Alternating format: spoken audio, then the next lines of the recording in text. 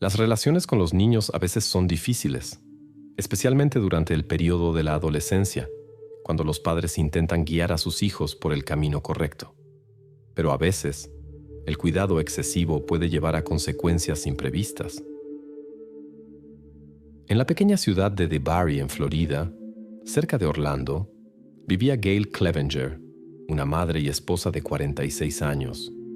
Nacida el 4 de julio de 1972, fue una de los 6 hijos de una familia problemática. Su primera infancia estuvo marcada por una atmósfera difícil en casa.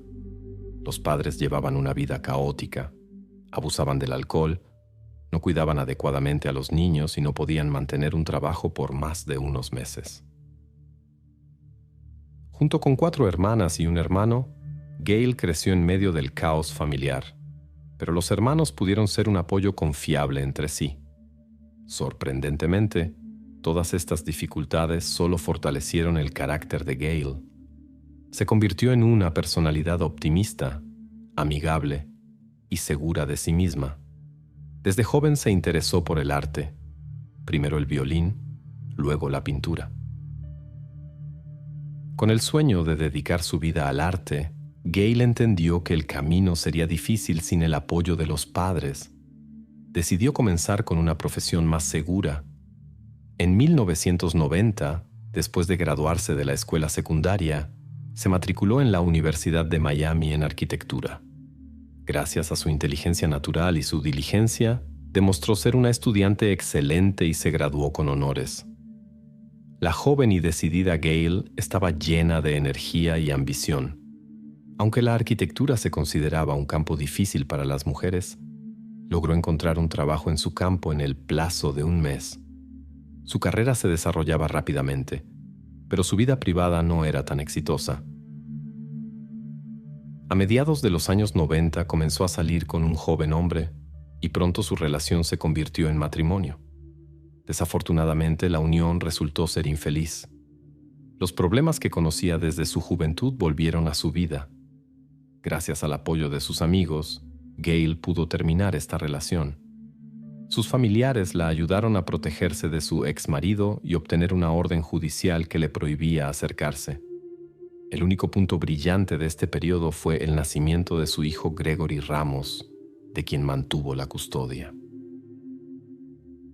A pesar de su difícil pasado, Gail no perdió la fe en la posibilidad de formar una familia feliz.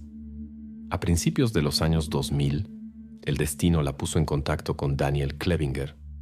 Resultó ser una persona tranquila y confiable que compartía sus valores familiares. Gail sintió que la felicidad finalmente le sonreía. Aunque al principio fue cautelosa, con el tiempo se convenció de las sinceras intenciones de Daniel. Después de un año, decidieron casarse. En 2018, vivían juntos como una gran familia. Gail, Daniel, su hijo Gregory y los hijos de Daniel de su matrimonio anterior, cuya madre los había abandonado a temprana edad. Así, Gregory tuvo un hermanastro y una hermanastra. En este momento, la vida de Gail era exitosa. Hacía carrera, pero los asuntos familiares seguían preocupándola, especialmente en relación con su hijo Gregory Ramos, que nació en el año 2003. Desde pequeño, Gregory se mantenía retraído. Aunque tenía amigos, su círculo de conocidos era muy pequeño. En un entorno desconocido se sentía inseguro y le costaba relacionarse con los demás. La madre, preocupada, intentó ayudarlo a ser más sociable inscribiéndolo en los Boy Scouts. Gail también inscribió a su hijo en clases de karate, esperando que el deporte le diera más confianza en sí mismo y lo ayudara a llevarse mejor con sus compañeros. A pesar de la presencia del hermanastro y la hermanastra, no se desarrolló una relación estrecha entre ellos. La gente de los alrededores notaba el cuidado extraordinario de Gail por su hijo. Dedicaba todo su tiempo libre a Gregory e intentaba proporcionarle una vida cómoda que ella no había tenido en su juventud. Mimaba a su hijo con la esperanza de crearle condiciones ideales. Hasta el año 2018, la familia se había establecido en una casa espaciosa donde cada uno tenía su propia habitación. Gail estaba feliz de haber podido realizar su sueño de una vida familiar feliz. Sin embargo, no todos compartían su optimismo. En la escuela secundaria, Gregory seguía siendo reservado y tenía un pequeño círculo de amigos. No destacaba entre sus compañeros de clase, mostraba un rendimiento promedio en la escuela y mostraba poco entusiasmo por cualquier actividad. Se tenía la impresión de que todas sus actividades respondían más a la iniciativa de su madre que a su propio deseo. Gregory era un joven bastante cerrado. Raramente pasaba tiempo con amigos después de clase y prefería retirarse a su habitación con la computadora.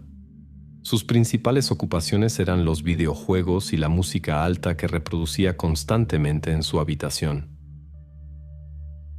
Durante este tiempo, desarrolló problemas de comportamiento, incluyendo conflictos con otros, lo que llamó la atención de la policía. Su madre, queriendo proteger a su hijo, logró convencer a los representantes de la ley de darles la oportunidad de corregir la situación por sí mismos. El trabajador social juvenil examinó a Gregory y llegó a la conclusión de que el problema no estaba en sus capacidades. El joven simplemente no quería esforzarse para alcanzar objetivos. La situación se complicó por la difícil fase de la adolescencia. Gail estaba muy preocupada por los conflictos de su hijo con la ley. Aunque hasta ahora no había pasado nada crítico, temía que sin un control adecuado, todo pudiera empeorar. La madre intentaba dirigir la energía de su hijo hacia el aprendizaje en lugar de los juegos. Su constante atención ayudó a mejorar su rendimiento. Sin embargo, Gregory se resistía a cualquier intento de influir en su vida. Antes del invierno de 2018, la situación en la familia se agravó nuevamente. Aunque las notas seguían siendo mediocres, el plan de estudios se volvió más difícil. Los resultados empeoraron y el joven no mostraba ningún deseo de aprender. Cuando comenzaron nuevos temas en diferentes materias, Gregory se quedó atrás. La madre intentó ayudar en el aprendizaje, pero se encontró con resistencia. Cuando notaron que el apoyo realmente mejoraba el rendimiento, el padrastro de Gregory y sus hijos también comenzaron a ayudar a la madre. Los padres unieron fuerzas para dirigir la atención del hijo hacia el aprendizaje y lograr los resultados deseados. El 1 de noviembre de 2018, Daniel se fue con los niños más pequeños a visitar a familiares en otra ciudad. Solo Gail y el hijo mayor se quedaron en casa. Aunque ese día no tenía apoyo en las conversaciones educativas, la mujer seguía insistiendo en la importancia de la educación. Por la noche, después de revisar las calificaciones, Gail notó que el rendimiento de Gregory estaba disminuyendo nuevamente. Tuvo una conversación seria con él sobre la importancia del aprendizaje, la graduación y las perspectivas futuras para la universidad. Como de costumbre, el joven escuchó con indiferencia, sin mostrar emociones. Gradualmente, la tensión disminuyó. Al día siguiente, Gregory fue a clase como de costumbre. La gente a su alrededor no notó nada inusual. Seguía siendo la misma persona silenciosa y cerrada que solo se comunicaba con un círculo cercano de amigos. Después de clase, se dirigió a casa. Alrededor de las 3 de la tarde del 2 de noviembre de 2018, un Gregory agitado llamó al número de emergencia 911. Le informó al operador que acababa de regresar de la escuela y había descubierto signos de robo en la puerta y desorden en la casa. No entró, temiendo la posible presencia de un extraño. El joven aclaró inmediatamente que había pasado todo el día en la escuela. Lo que le preocupaba especialmente era el hecho de que el auto de su madre estaba estacionado frente a la casa. En el interior reinaba un silencio inusual y estaba preocupado por el estado de Gail, a quien no podía encontrar en ninguna parte. Gregory expresó la sospecha de que su madre podría estar en el trabajo y habría llegado allí en un coche ajeno. Posiblemente un colega la había llevado por la mañana. Sin embargo, Las señales de robo y el desorden en la casa causaron seria preocupación por su bienestar. El empleado del centro de emergencias habló tranquilamente con el joven e intentó aclarar la situación. Una patrulla se dirigió inmediatamente a la dirección indicada de la familia Kliminger. El preocupado Gregory esperaba a la policía en la calle. Señaló la puerta dañada y parecía muy preocupado. El incidente llamó la atención de los vecinos. Varias personas vinieron a apoyar al joven visiblemente confundido. Gregory intentó contactar a su madre por teléfono varias veces, pero solo escuchó el buzón de voz. En la puerta de entrada había daños evidentes en el área de las bisagras. En el interior reinaba el caos total: muebles rotos, objetos de vidrio destrozados. El coche de Gail estaba efectivamente estacionado frente a la casa. Al examinar el vehículo no se encontraron rastros sospechosos. Los policías notaron que la devastación en la casa no parecía un robo común. Parecía que alguien había destruido la propiedad deliberadamente. Sorprendentemente, los vecinos indicaron no haber escuchado ningún ruido. Según la declaración de Gregory, todo debió ocurrir durante su horario escolar. Lo más preocupante seguía siendo la ausencia de Gail. El joven estaba en un estado tan alterado que las autoridades decidieron llevarlo a un centro médico para examinarlo y posiblemente administrarle medicación calmante. La situación se complicó por el hecho de que los demás miembros de la familia estaban de viaje. En la casa solo estaban Gail y Gregory, lo que hacía la situación particularmente inquietante.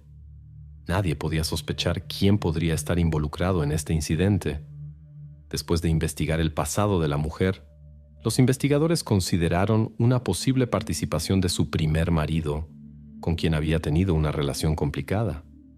Sin embargo, esta versión fue rápidamente descartada. El hombre estaba en el trabajo, lo que fue confirmado tanto por colegas como por grabaciones de cámaras. Los investigadores contactaron a Daniel, el segundo marido de la desaparecida, con la esperanza de obtener información adicional. El padrastro de Gregory estaba conmocionado por el incidente y no podía imaginar quién podría estar involucrado. Después, el joven fue invitado a la comisaría para ser interrogado. Los investigadores esperaban su cooperación. Después de todo, se trataba de su madre. Pero desde los primeros minutos notaron su extraña vacilación en apoyar la investigación. Dudaba en sus respuestas, y su nerviosismo inicial fue reemplazado por una concentración inusual. Llamaron la atención marcas frescas en su cuerpo que parecían rastros de resistencia. En el rostro de Gregory se podían ver hinchazones y marcas de contusiones. Cuando se le preguntó al respecto, explicó todo con una pelea escolar. Sin embargo, cuando se le pidió dar detalles y nombrar a los participantes del conflicto, su historia se volvió confusa y poco clara. Ni siquiera podía nombrar a los instigadores. Parecía que el joven estaba inventando la historia espontáneamente. Cuando notó la desconfianza de la policía, Gregory comenzó a evadir este tema. Uno de los investigadores notó las inconsistencias y comenzó a observar más detalladamente el comportamiento del joven. Durante la conversación, su preocupación creció. Los policías creían cada vez menos en sus palabras. Gregory constantemente se pasaba la mano por el pelo, se frotaba las extremidades, cerraba los ojos al responder y cruzaba los brazos. Su lenguaje corporal revelaba claramente inquietud y el deseo de cerrarse a la conversación. Los investigadores reconstruyeron los eventos de los últimos 2 días, cuando se había quedado en casa con su madre, para determinar el curso posterior de la investigación. Los agentes del orden notaron una peculiaridad. Gregory podía informar de su mañana y el regreso de la escuela con precisión de minutos, como si estuviera leyendo un horario. Sin embargo, le resultaba difícil recordar siquiera la hora aproximada de la cena del día anterior o del último encuentro con su madre. Se tenía la impresión de que había pensado cuidadosamente especialmente este día para no dejar vacíos temporales, pero había pasado por alto otros detalles. Los investigadores eran escépticos ante la historia del joven. Durante la conversación, uno de ellos preguntó sobre la relación de Gregory con su madre. En lugar de hablar como de costumbre sobre la vida familiar, repitió varias veces que no tenía nada que ver con el incidente. Esto desconcertó a los policías. Hasta ese momento solo se había hablado de un posible robo, no de algo más grave. Después de una hora de conversación, el comportamiento de Gregory se volvió más notable. Comenzó a hablar de su inocencia, aunque nadie le había preguntado al respecto. Luego intentó dirigir la atención hacia un grupo de amigos extraños, sugiriendo que la policía debería investigarlos. En este punto había muchas contradicciones en el relato de Gregory. Incluso comenzó a confundirse en los periodos que anteriormente había descrito con precisión de minutos. Cuando los policías le señalaron estas inconsistencias, decidió contar una versión diferente.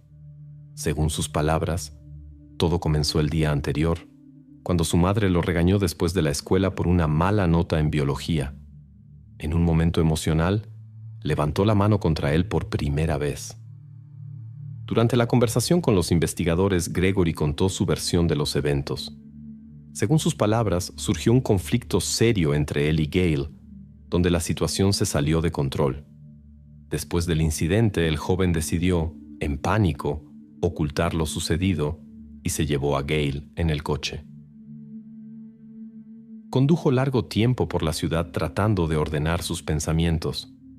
En su estado fuertemente deprimido, Gregory pensó varias veces en decisiones irrevocables, pero se contuvo y siguió conduciendo por los alrededores. Finalmente, encontró un lugar apartado cerca de una iglesia abandonada. Al mirar alrededor, el joven notó un lugar con rastros de una fogata. Allí cavó un hoyo y trasladó a Gail desde el coche. Intentó quitarle el anillo de matrimonio a su madre para venderlo en la casa de empeños y confundir la investigación. Pero la joya no pudo ser removida, ni siquiera después de varios intentos. Después, Gregory simplemente cubrió el lugar con hojas caídas y regresó a casa como si nada hubiera pasado. Se sentía muy cansado y quería descansar antes de las clases del día siguiente. En la escuela se comportó tan normalmente que ninguno de los compañeros interrogados notó nada extraño. Sin embargo, durante la noche Gregory se despertó y se dio cuenta de que la simple desaparición de su madre levantaría sospechas. Por eso decidió en la mañana antes de la escuela simular un robo y luego ir a clase. Gregory planeaba ir a la policía después de su regreso. Cuando comenzó a crear el desorden, se dio cuenta de que era demasiado laborioso para una persona y decidió pedir ayuda a sus amigos. Según los investigadores, la puesta en escena del incidente en la casa fue bastante convincente. Ayudaron los conocimientos de la clase de criminalística, por la que Gregory estaba especialmente interesado. Sin embargo, cometió algunos errores esenciales. El más importante fue que no pudo mantener en secreto lo sucedido. Gregory compartió la información con sus amigos Dylan y Brian, e incluso lo hizo con cierto orgullo. Pidió a sus compañeros de clase que le ayudaran a simular un robo en la casa. Contrario a sus expectativas, los amigos tomaron la historia como una broma, pero accedieron a participar en la devastación. Mientras los investigadores hablaban con Gregory, sus amigos ya estaban testificando en la habitación contigua. Ayudaron a precisar la cronología de los eventos y verificar la credibilidad de las declaraciones del protagonista. Se hizo evidente que lo sucedido no fue espontáneo. Gregory actuó de manera calculada. Sus amigos lo recogieron por la mañana para llevarlo a la escuela. En el camino, compartió inesperadamente información inquietante que sus amigos tomaron como una broma. A Gregory no le molestó. Le importaba más que lo ayudaran a devastar la casa después de clases. El grupo se saltó la última hora de clase y se dirigió a la casa de la familia Clevenger. En el interior ya reinaba un caos que Gregory había comenzado por la mañana. El desorden que encontraron los policías al llegar fue el resultado de las acciones conjuntas de los tres. Los amigos causaron el caos con el permiso de Gregory. Sin embargo, los investigadores notaron un detalle interesante. Algunos objetos permanecieron intactos. Todos pertenecían al joven. Entre las cosas preservadas estaban el regalo de su padre, un rifle de caza, un arco deportivo, una computadora para juegos y otros objetos valiosos para Gregory. Después de terminar la devastación, los amigos simplemente desearon buena suerte y se fueron, aunque el plan aún no estaba completo. Después, Gregory se dirigió a las autoridades y escenificó un robo. Debía interpretar el papel del hijo preocupado. Durante la investigación, algunas pertenencias de Gale fueron encontradas en casa de Dylan. Esto ayudó a obtener una confesión del joven. Su mentira fue fácilmente descubierta, ya que todos los objetos fueron destruidos excepto las posesiones de Gregory. Lo más difícil fue obtener una declaración de Brian. Negó obstinadamente su participación en el incidente, aunque los otros participantes ya habían informado sobre el papel de cada uno. Finalmente, con la ayuda de los testimonios de otros, fue posible reconstruir la cronología de los eventos. Cuando esta información fue presentada a Gregory, dejó de negar. Se hizo evidente que el incidente había sido cuidadosamente planeado con anticipación. No parecía un accidente o defensa propia. En este momento, muchos conocidos de la familia Clevenger habían sido interrogados, quienes confirmaron el difícil carácter del joven. Para ellos, el comportamiento de Gregory no fue sorprendente. A pesar de la gravedad de la situación, los 3 detenidos continuaban divirtiéndose en la comisaría y obviamente no comprendían la gravedad de sus acciones. Dylan y Brian bromeaban sobre posibles castigos sin captar la seriedad de la situación. Naturalmente, su responsabilidad no era tan grave como la del principal implicado. Ahora la investigación tenía que aclarar el verdadero alcance de su participación. Después del interrogatorio, los 3 fueron llevados bajo supervisión al Departamento de Justicia Juvenil. La policía encontró a Gale en el lugar indicado. Era obvio que los intentos de borrar las huellas habían sido ejecutados de manera extremadamente descuidada. El 4 de noviembre de 2018, Gregory Ramos fue acusado de incidentes graves con su madre y de ocultar evidencia para evitar la responsabilidad. Las audiencias judiciales se llevaron a cabo en una atmósfera extremadamente tensa. Gregory mostraba frecuentemente emociones y pedía perdón. Muchos consideraban su arrepentimiento insincero y lo veían solo como un intento de reducir la pena. Los familiares estaban presentes en la sala del tribunal, conmocionados por los eventos. Daniel y los niños sufrían mucho por lo sucedido. Todos habían desarrollado un vínculo estrecho con Gale. Hubo muchas intervenciones emocionales. Gregory habló en su defensa. Se disculpó con los familiares por el dolor causado y pidió clemencia para Prine y Dylan, cuya inocencia afirmó. El acusado repitió esto varias veces, pero la fiscalía se basaba solo en los hechos y continuaba con la investigación. Según el testimonio de Gregory, sus amigos no entendían la verdadera situación. Cuando se dio cuenta de esto, presentó todo como una broma e inventó una historia para explicar el desorden en la casa. Debido a su corta edad, Gregory Ramos tenía posibilidades de obtener una pena mínima. Para encontrar un compromiso, la fiscalía ofreció un trato. Una confesión lo ayudaría a evitar la pena máxima. Gregory aceptó las condiciones del trato e informó sobre los eventos de aquella noche. Habló de desacuerdos con su madre sobre su rendimiento escolar. Después de la discusión, se retiró a su habitación y cerró la puerta ruidosamente. Intentó dormir, pero no lo logró. Las palabras de su madre, dichas en el calor de la discusión, no le dejaban en paz. Más tarde, salió de su habitación y volvió a la conversación con Gale. La situación escaló. En su ira, Gregory perdió el control de sí mismo. El incidente duró aproximadamente media hora, aunque tuvo tiempo de recapacitar y detenerse. por lo que lo sucedido difícilmente puede considerarse no intencional. Resultó que Gail, mientras Gregory estaba en su habitación, había contactado a su esposo, que estaba con los más pequeños en casa de familiares, y le había contado sobre la difícil conversación con su hijo. Su esposo trató de calmarla y prometió ocuparse de todo a su regreso en unos días. No podía prever tal desarrollo. El tribunal impuso una pena de 45 años de prisión.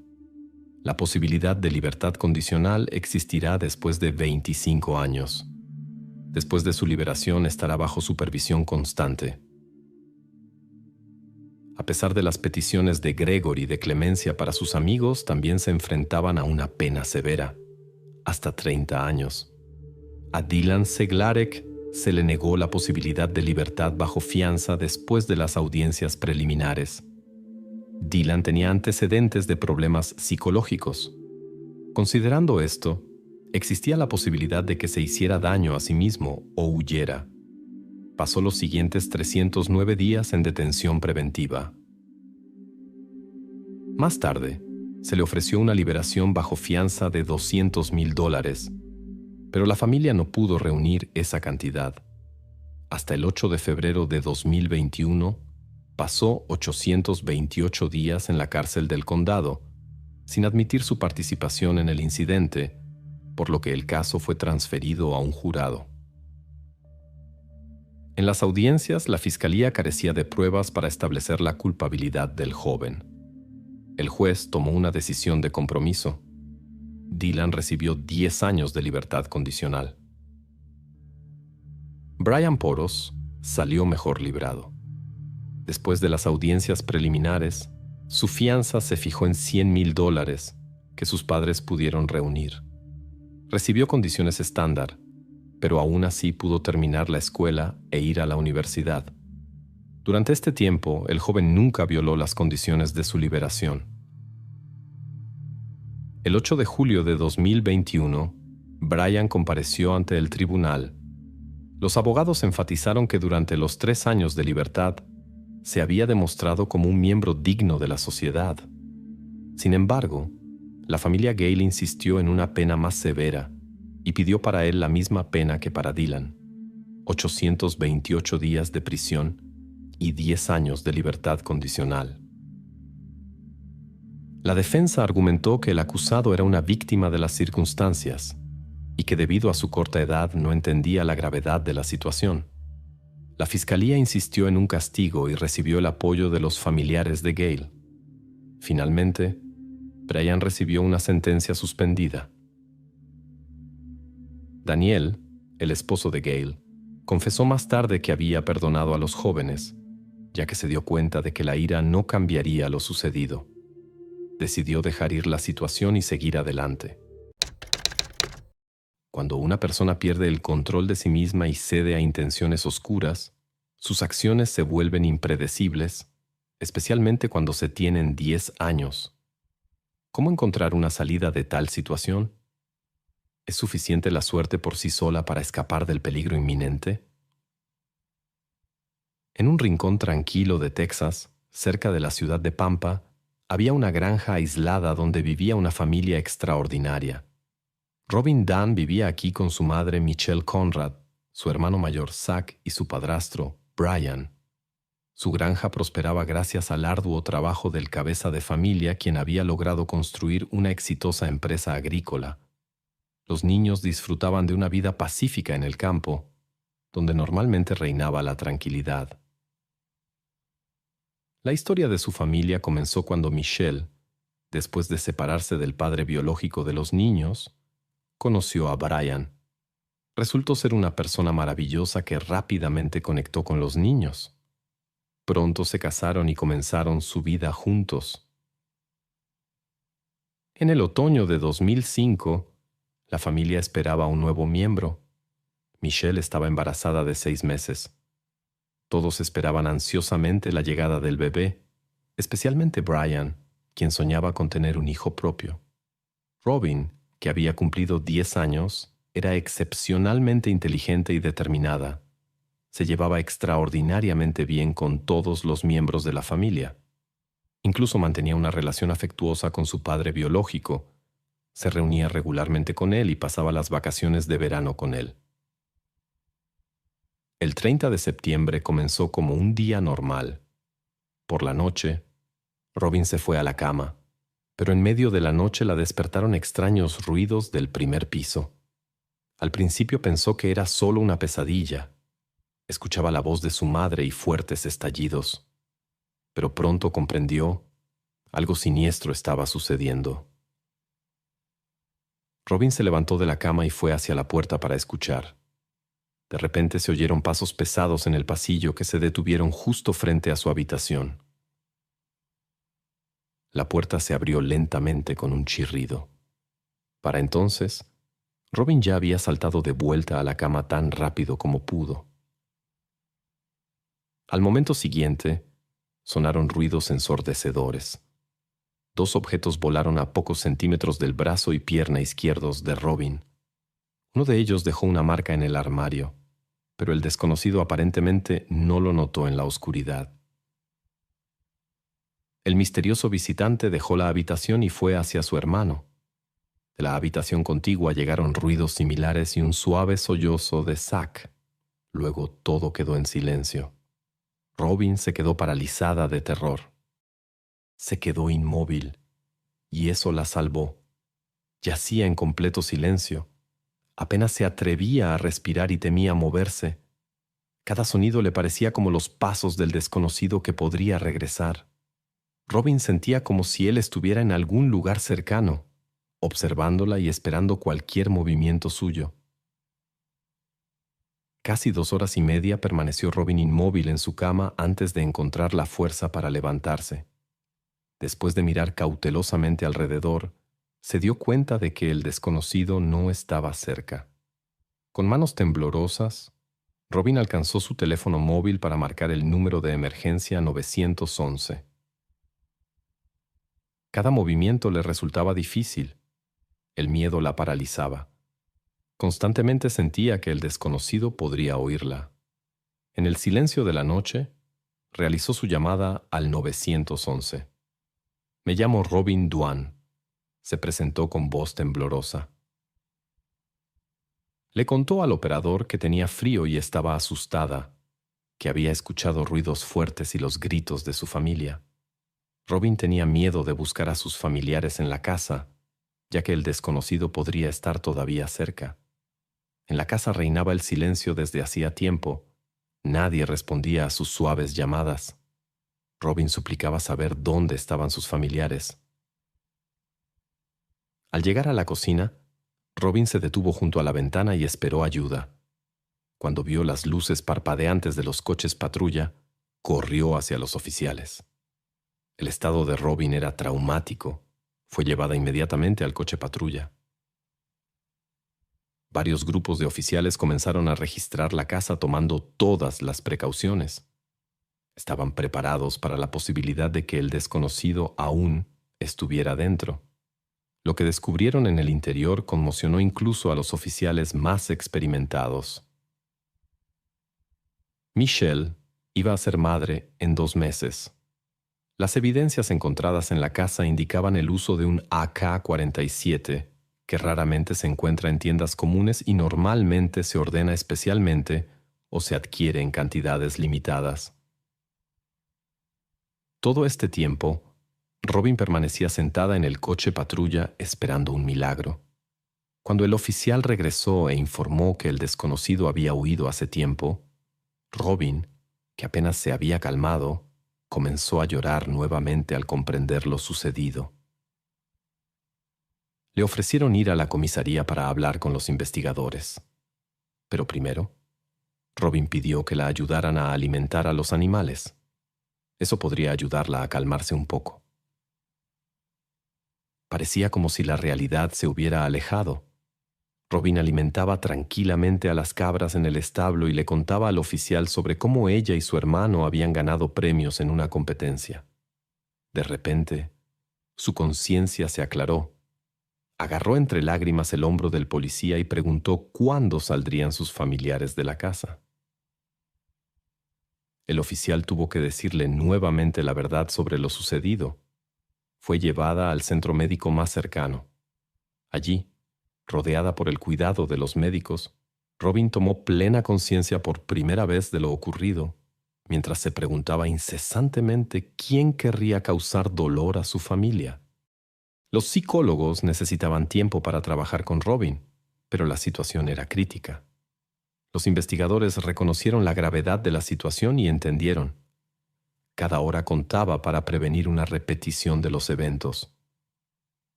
Después del examen, los médicos compartieron buenas noticias. La salud de Robin estaba bien. Los oficiales llevaron inmediatamente a Robin a la comisaría para una conversación y para su protección. Afortunadamente, ella estaba dispuesta a hablar con los investigadores. Desafortunadamente, Robin no fue testigo presencial del incidente.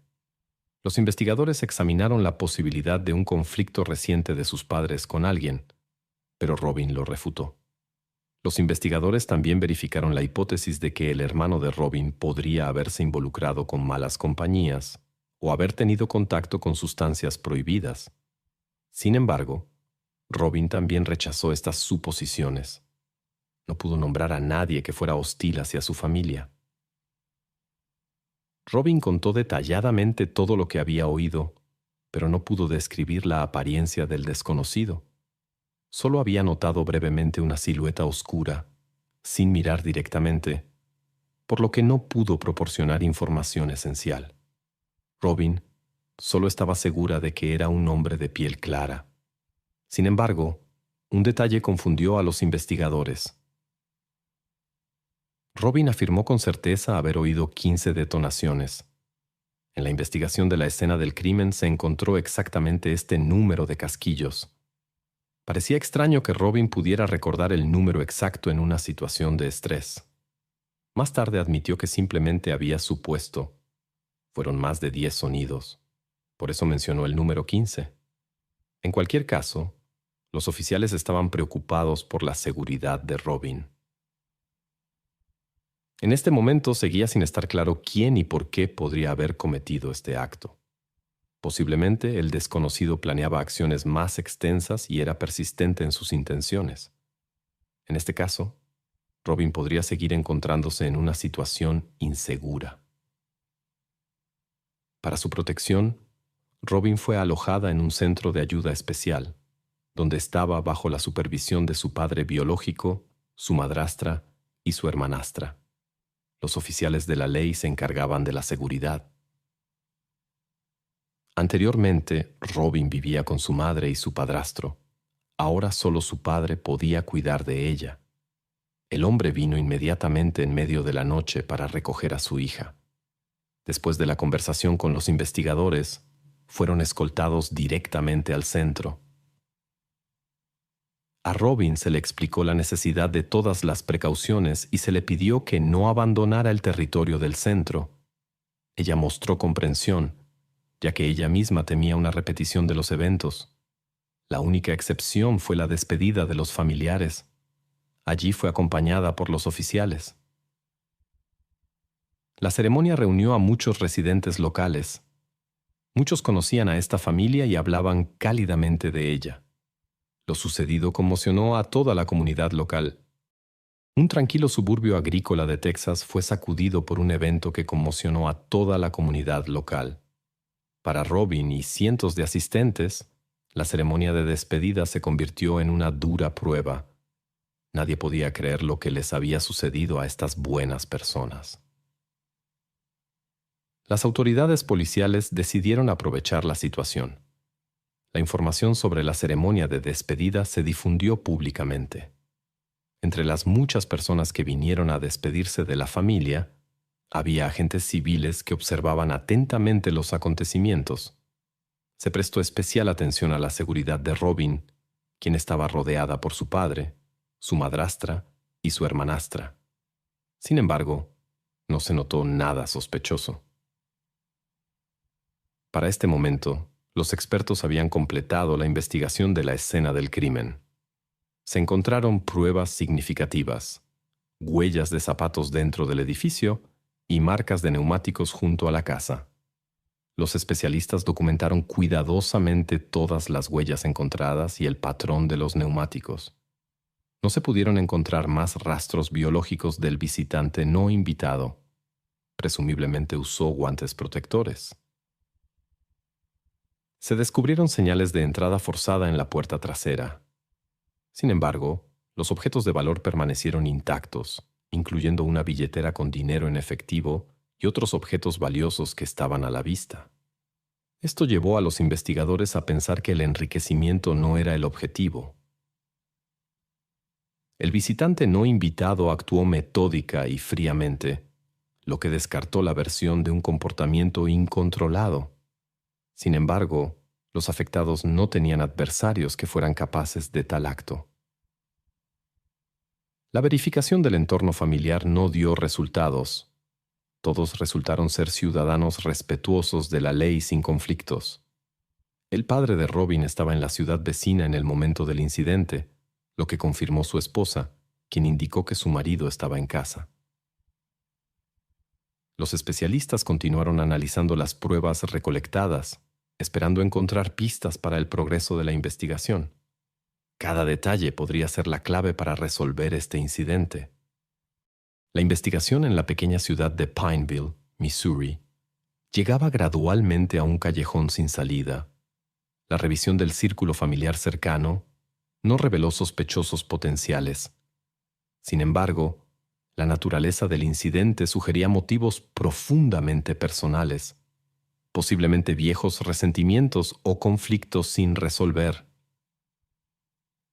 La preocupación de los familiares comenzó un día antes del incidente con la familia Robin. No pudieron contactar con sus parientes durante todo el día, y cuando llegaron a la casa por la noche, en lugar del habitual idilio familiar, encontraron barreras y cintas policiales. Por los vecinos se enteraron de un grave incidente con Orly y Don McCool. El grupo de investigación aún trabajaba en la escena del crimen. Los criminalistas interrogaron a los familiares que llegaron, pero estos no pudieron proporcionar información relevante para la búsqueda del sospechoso. Un hallazgo interesante fueron los casquillos de un calibre inusual encontrados en la casa, de una AK-47, que es poco común en los Estados Unidos. Al día siguiente, el residente local, el señor King, se presentó a la policía y denunció un robo en su casa. Cuando regresó de un viaje de negocios, descubrió cajas fuertes con equipamiento forzadas en su casa. El hombre había estado ausente durante varios días. Entre los objetos robados había precisamente un AK-47. La conexión entre los incidentes se hizo evidente. La verificación mostró: el señor King tenía una coartada sólida. Efectivamente se encontraba en otra ciudad. Sin embargo, otros miembros de la familia también podrían haber tenido acceso a la caja fuerte. Las características técnicas de la munición robada coincidían con las evidencias de la casa McCool. Se requería un examen balístico para confirmarlo, pero primero había que encontrar el arma del crimen. Toda la familia King fue citada para interrogatorio, excepto una persona: Levi, el hijo del denunciante, que no se presentó. El joven estaba huyendo de la justicia. Los familiares sospechaban su participación en el incidente. Levi se destacaba por tener un carácter particularmente difícil. El hombre de 23 años ya había tenido problemas con la ley. Anteriormente había cometido un allanamiento, robado objetos de valor de la casa de un vecino y cometido un incendio provocado. El tribunal lo condenó a 14 años, pero cumplió menos de 3. Poco antes de los eventos descritos, estaba previsto trasladarlo a otra institución penitenciaria. En busca de libertad, Levi escapó durante el transporte. Después de los eventos con la familia Robin, siguió prófugo. En este punto, los investigadores aún no habían establecido una conexión entre los incidentes en diferentes estados. La policía de Missouri advirtió sobre el peligro potencial que representaba Levi e informó a la población a través de los medios. Se aconsejó a los ciudadanos que no intentaran contactar con el buscado si lo veían, sino que llamaran inmediatamente a la policía. Gracias a la denuncia de King, los investigadores tenían una foto del sospechoso. La desaparición de una camioneta Dodge Dakota perteneciente a la familia McCool despertó especial interés. Los vehículos fueron registrados en el sistema de búsqueda y las autoridades obtuvieron una orden de arresto para el joven en relación con el incidente en la casa de los McCall.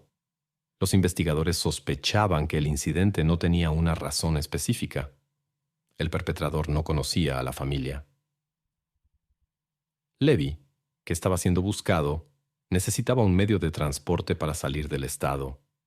Fue detenido por la patrulla fronteriza en El Paso, Texas, cerca de la frontera mexicana.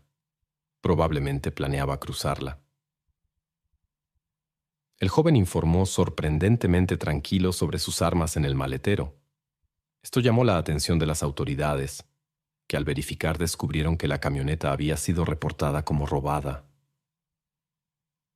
El detenido, que resultó ser Levy King, fue llevado a la estación local para aclarar las circunstancias. Su comportamiento durante las conversaciones con los oficiales causó asombro. En una breve conversación con los investigadores, sorprendentemente confesó el incidente con la familia McCall. Se refirió a una pareja de Pineville, Missouri, y describió detalladamente su ubicación. La verificación de la información confirmó sus declaraciones sobre Orly y Don McCall. Levy tuvo dificultades para explicar los motivos de sus acciones. Según sus declaraciones, entró en una casa al azar en las afueras de la ciudad para encontrar un vehículo. La elección fue espontánea, impulsada por lo que él describió como impulsos incontrolables. Durante la inspección del terreno, fue descubierto. La dueña de la casa salió para averiguar qué quería el extraño. King afirmó que entró en pánico y usó la violencia. Al oír el ruido, salió un hombre. En estado de pánico, Levy perdió el control de la situación y continuó sus acciones. Fue llevado inmediatamente a Missouri para una investigación adicional. Confirmó nuevamente su participación en el incidente con los McCall. Después tomó posesión de su camioneta para transportarse. Luego siguió otra confesión sobre su participación en el incidente con la familia Robin en Texas. Los detalles coincidían con las evidencias encontradas en la escena del crimen. Los mismos casquillos de un AK-47. El perpetrador actuaba en la planta baja cuando escuchó un movimiento en el piso superior. Era Robin, que se había despertado por el ruido. Sin comprender la situación, subió y comenzó a revisar las habitaciones para eliminar posibles testigos. Después tomó algunos objetos de valor y desapareció. Los policías contactaron a sus colegas en Texas y recibieron la confirmación de sus declaraciones. En este momento, Robin, que había escapado milagrosamente del trágico destino, estaba bajo la protección de las fuerzas del orden por temor a un posible regreso del perpetrador. Las investigaciones dieron resultados. Los investigadores confirmaron sus sospechas contra Levy. Finalmente la tensión disminuyó y la testigo pudo relajarse un poco. Durante varios días, apenas pudo dormir por la preocupación. Al día siguiente, los investigadores de Texas llegaron a la comisaría para recoger a Levy. Durante el transporte, acompañado por los agentes de la ley, compartió abiertamente sus sentimientos. Según sus palabras, los momentos vividos le proporcionaron más placer que cualquier sustancia prohibida. Incluso después de horas, seguía recordando los olores a pólvora y sudor que le provocaban verdadera euforia. Levy contó esto sin vergüenza a todos los oficiales de policía. En la oficina confesó en video el incidente con la familia McCool en Missouri. King siguió un impulso repentino y planeó conseguir un auto para viajar a la frontera mexicana. En el camino, este impulso volvió. Notó la casa aislada de la familia Robin e irrumpió, eligiéndolos completamente al azar. No conocía a ninguna de las familias. Consciente de las graves consecuencias, Levy intentó huir a México. En Missouri se enfrentaba a una pena severa, pero por consejo de su abogado, aceptó un trato con la fiscalía. King fue condenado a 2 cadenas perpetuas consecutivas sin libertad condicional. Aún quedaban audiencias pendientes sobre los acontecimientos en Texas. La fiscalía local tomó una posición de principios y rechazó los compromisos. La colaboración con la acusación no era una opción. El fiscal estaba convencido de las perspectivas de éxito del caso. Sin embargo, el proceso prometía ser complicado y prolongado, como es habitual en estos casos. La preparación minuciosa duró varios años, durante los cuales el acusado permaneció en prisión preventiva en Texas sin posibilidad de fianza. Era necesario determinar su futuro, si permanecería en Texas o cumpliría su condena en Missouri. Al comienzo del juicio, Robin tenía 14 años. Las audiencias se llevaron a cabo poco antes de su 15º cumpleaños. Estaba indignada por la falta de sentido de las acciones de Levy contra su familia. No tenía razones, solo impulsos inexplicables. Apoyó firmemente el castigo más severo para esta persona. Sin embargo, el defensor mantuvo una posición diferente y estaba decidido a representar los intereses de su cliente. La opinión pública estaba dividida en 2 bandos. Algunos insistían en el castigo más severo para King, otros consideraban más apropiada una cadena perpetua sin libertad condicional. El abogado se esforzó desde el principio en presentar a Levy King bajo una luz más humana, con la esperanza de influir en la decisión del jurado. La defensa se centró en su salud mental. En su adolescencia le diagnosticaron trastorno bipolar. El historial médico de Levy contenía varios diagnósticos: depresión, psicosis e incluso esquizofrenia. Levy creció en una familia numerosa. Era uno de 7 hijos. Sin embargo, carecía claramente de atención y cuidado parental. El comportamiento problemático se manifestó temprano. Ya en la escuela primaria provocaba incendios y mostraba una agresión inexplicable hacia los animales. Los expertos lo atribuyeron a la influencia de un padre agresivo y una madre indiferente. Las condiciones familiares estaban lejos de ser ideales. Los padres que sufrían adicciones no se preocupaban por los niños. Fue el padre quien introdujo al niño al alcohol y sustancias prohibidas y usaba regularmente la violencia como educación. En su adolescencia, Levy comenzó a consumir sustancias fuertes.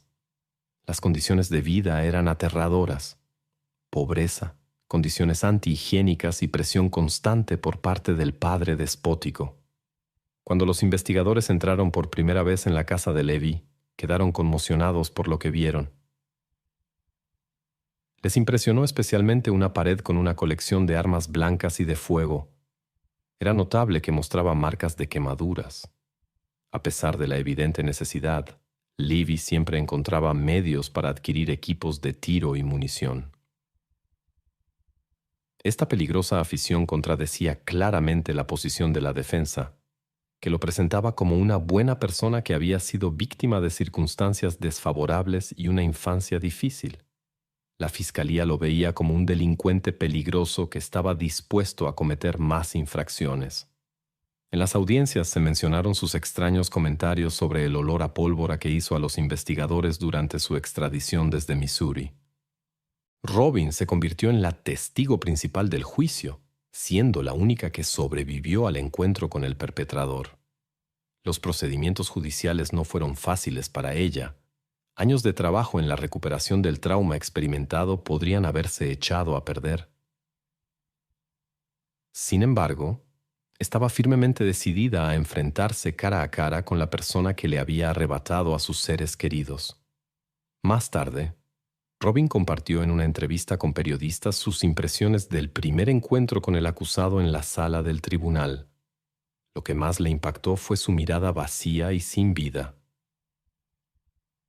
Hasta ese momento, había sentido fuertes sentimientos negativos hacia esta persona. Pero cuando sus miradas se cruzaron, sorprendentemente sintió perdón.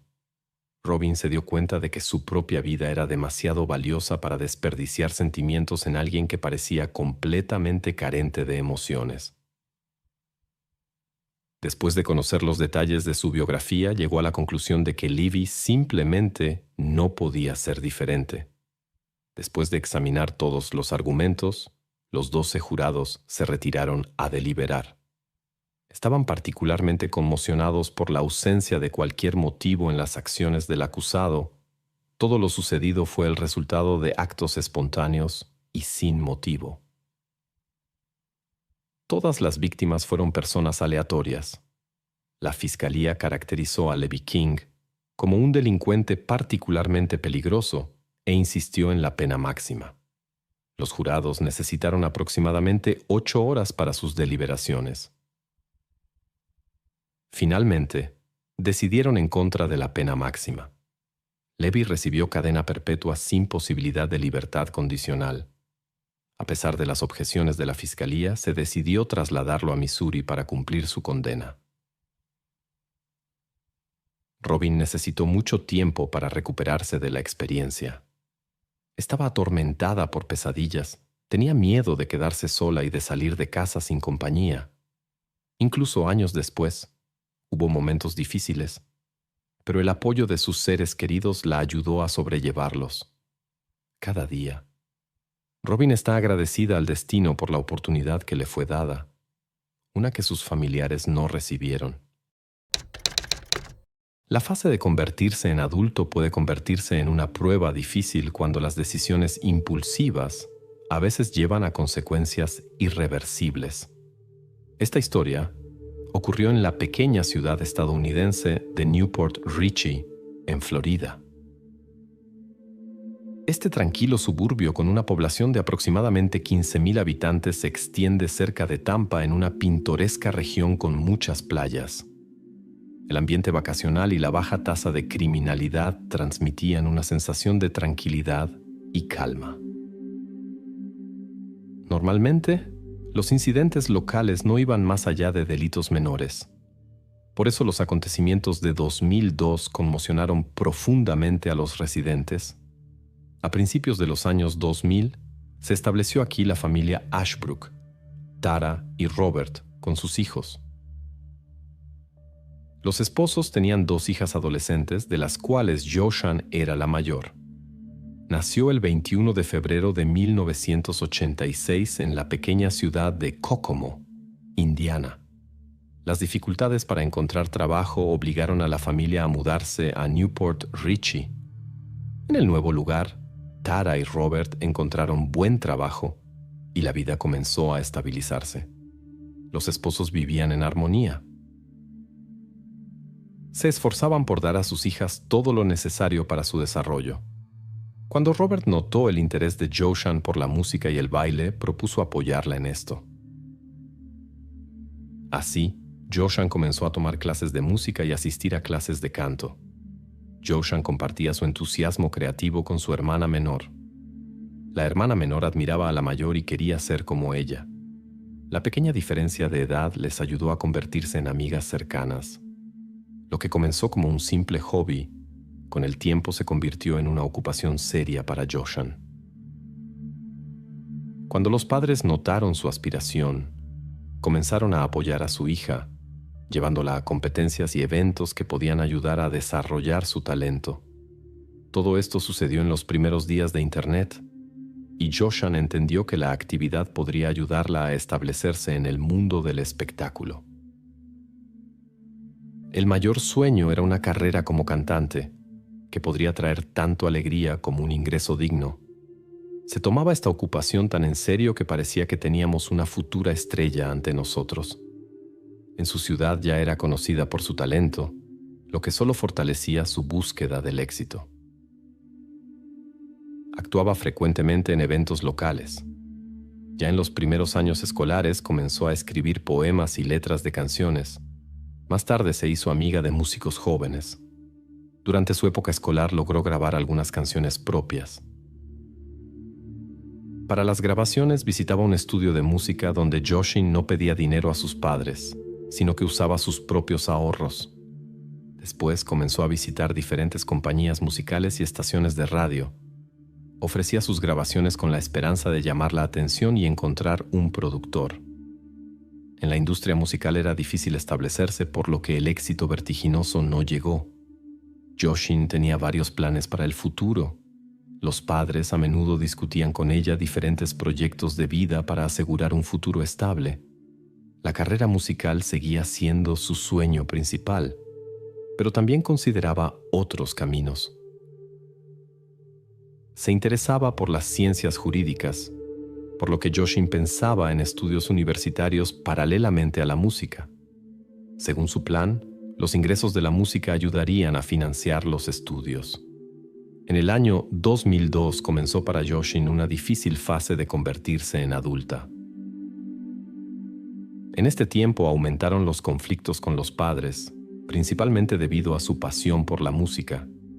Cada vez más tiempo se dedicaba al canto, la composición, las grabaciones en estudio y las reuniones con amigos. Esto afectó el rendimiento escolar. Las calificaciones empeoraron y los padres no podían influir en la situación. También las nuevas amistades causaban preocupación. Joshin pasaba tiempo con un grupo que a los padres les parecía inadecuado. La familia insistía en concentrarse en la educación. Los padres se preocupaban por el comportamiento de su hija. Trataban de canalizar su energía en la dirección correcta, persuadirla de terminar bien la escuela y continuar los estudios, mientras que la música debería permanecer como un hobby. Temían que sin educación sería difícil tener éxito en cualquier campo. Sin embargo, los intentos de ayuda solo llevaban a conflictos. Después de otra discusión, Joshin abandonó la casa sin permiso por primera vez, y esto comenzó a repetirse. Los padres trataron de limitar su libertad, pero sin éxito. Salía casi todas las noches y regresaba solo por la mañana o después de algunas horas. Al principio esto causaba gran preocupación, pero gradualmente Tara y Robert entendieron que la severidad no ayudaría. Decidieron aflojar un poco el control para mejorar la relación con su hija. Joshin seguía saliendo, pero los padres ya no se preocupaban tanto, ya que entendían que esta era una forma de llamar la atención. La noche del 30 de julio de 2002, Joshin salió como de costumbre con amigos. Regresó de la fiesta alrededor de las 2 de la madrugada, excediendo nuevamente el horario de regreso establecido por los padres. La madre se despertó con el ruido de la puerta abriéndose. Cuando se encontró con su hija, notó inmediatamente señales de que no solo se había entretenido con conversaciones entre amigos. La mujer comenzó a regañar a Joshin por su desobediencia y le exigió que rompiera el contacto con esa compañía dudosa. Robert, observando la repetida escena familiar, decidió no intervenir y se fue a dormir. Cuando la madre se quedó sola con la hija, no pudo retenerla y Joshin abandonó nuevamente la casa. Después de calmarse, la madre se fue a dormir esperando una reconciliación por la mañana. Sin embargo, al despertar, los padres notaron la ausencia de Joshin, lo cual era inusual. Los preocupados Tara y Robert intentaron contactar a su hija por teléfono, pero el teléfono estaba apagado. Entonces comenzaron a llamar a todos los conocidos de la hija. A pesar de las dificultades de comunicación, la madre conocía los contactos de todos los amigos de su hija con quienes podría haberse quedado, pero nadie la había visto. Los esposos revisaron todos los lugares donde Joshin solía aparecer durante sus ausencias, pero sin éxito. La madre comenzó a entrar en pánico y el padre fue a la oficina del sheriff para reportar el incidente. Sin embargo, las autoridades locales conocían bien a Joshin por reportes similares y reaccionaron sin especial preocupación ante la situación. Los policías aconsejaron a los padres regresar a casa y esperar, recordándoles que la joven siempre había regresado por su cuenta. En la estación de policía, los padres informaron sobre una discusión reciente y que Joshin no había regresado a casa por la mañana, lo cual era totalmente atípico en ella. Ninguno de sus amigos sabía de su paradero. A pesar de las circunstancias inusuales, los policías suponían que la joven simplemente necesitaba tiempo para calmarse después de la discusión y que regresaría segura. Según las regulaciones, debían pasar 24 horas desde la desaparición antes de que se pudiera comenzar oficialmente la búsqueda. Tara y Robert regresaron a casa, esperando encontrar a Joshan allí. Sin perder tiempo, recorrieron la ciudad junto con su hija menor, pero la búsqueda fue infructuosa. A la mañana siguiente, un electricista que pasaba camino al trabajo por el bosque de Shady Hills Road notó algo inusual. Este tramo de carretera siempre había sido tranquilo y pacífico, y nunca había ocurrido nada extraño allí. Cuando se acercó y vio una figura inmóvil, inmediatamente notificó a la policía. Los oficiales que llegaron establecieron la identidad de la persona encontrada. Después de revisar los reportes recientes de personas desaparecidas, reconocieron que se trataba de Joshan. La foto proporcionada por la familia no pudo ayudar en la identificación. Las autoridades decidieron no apresurarse en invitar a los familiares. En el lugar del hallazgo se encontraron objetos personales de Joshan. El examen médico arrojó resultados inesperados. Aunque los investigadores inicialmente siguieron ciertas teorías, estas no se confirmaron. Los expertos descubrieron varias lesiones en la parte superior del cuerpo, lo que indicaba un enfrentamiento serio. En el lugar del hallazgo, las huellas indicaban un enfrentamiento serio. El tipo de marcas indicaba una lucha prolongada antes de que todo terminara. Los expertos determinaron inmediatamente que se trataba de un incidente intencional. La resistencia decidida de Joshan ayudó a los investigadores a asegurar evidencias importantes. Los expertos encontraron rastros biológicos, partículas y cabellos que quedaron después del contacto. El análisis minucioso de la escena del crimen reveló que todo ocurrió en otro lugar y Joshan fue trasladada aquí posteriormente, posiblemente para confundir a los investigadores. En el área boscosa se encontraron huellas de neumáticos de un vehículo. Esto resultó ser una evidencia importante, ya que las huellas solo podían haberse formado en un momento específico, cuando llovía. Como el lugar era poco frecuentado, las marcas se conservaron muy claramente, lo que proporcionó datos precisos. Los expertos también recolectaron muestras de suelo de las huellas de neumáticos para análisis. Después de confirmar la identidad de Joshan, se transmitió la triste noticia a los padres. Tuvieron que pasar por un difícil procedimiento de identificación. En la primera conversación con la policía, Tara mencionó a un vecino llamado John Hanson, un hombre de unos 60 años. Según la mujer, muchos lo miraban con desconfianza. Recordaba casos de comportamiento inapropiado de su parte y rumores sobre problemas con la ley. Cuando los oficiales llegaron a la dirección indicada, solo encontraron a la señora Hanson. Informó que su esposo se había mudado algunos meses antes del incidente. Vivía lejos. Planeaban divorciarse. Según sus declaraciones, él no estaba en la ciudad en el momento del incidente. Al verificar la información sobre John, los investigadores no encontraron violaciones legales o incidentes que Tara había mencionado. Su biografía resultó ser impecable, por lo que fue excluido del círculo de personas de interés para la investigación. Como no había otras versiones, los investigadores se concentraron en examinar las evidencias existentes. Especial atención recibieron las huellas de neumáticos y materiales biológicos encontrados en la escena del crimen. Los expertos examinaron cuidadosamente las huellas de neumáticos. Resultó que tal perfil solo se encuentra en 7 marcas raras de neumáticos, lo que redujo significativamente el campo de búsqueda. El análisis de la profundidad de las huellas mostró que provenían de un vehículo de tamaño mediano, posiblemente una camioneta grande o furgoneta. En este momento, una mujer llegó a la estación de policía con información importante. Había visto a Joshan en la mañana del 31 de julio, algunas horas después de que dejara su casa. Según el testimonio de la testigo, una joven que se presentó como Joshan había llamado temprano en la mañana preguntando por su hijo. Al enterarse de que el joven no estaba, la desconocida pidió permiso para dejar una carta para él. La dueña de la casa accedió, y alrededor de las 9 de la mañana la joven trajo el sobre. La testigo informó que Joshan llegó en una camioneta roja. Al volante había un hombre de mediana edad con pelo corto. Durante el breve encuentro, la mujer solo notó que la joven tenía prisa.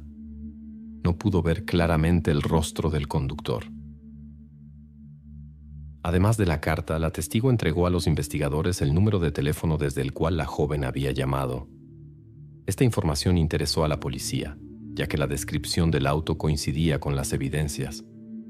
El contenido de la nota resultó ser común. Joshan le comunicaba al joven el fin de su relación. El número de teléfono resultó ser una pista importante. Los investigadores llamaron inmediatamente. Quien respondió se presentó como Philip Partin. Contó que el 31 de julio temprano en la mañana iba conduciendo a casa con su hija y vio a una joven haciendo autostop al lado de la carretera. Decidió ayudar y se detuvo. Era Joshan, quien le pidió su teléfono y llamó a una mujer. Después le pidió que la llevara a una casa específica para entregar un sobre a un conocido. Philip accedió. En el camino se detuvieron en un supermercado, después de lo cual la joven desapareció en alguna parte.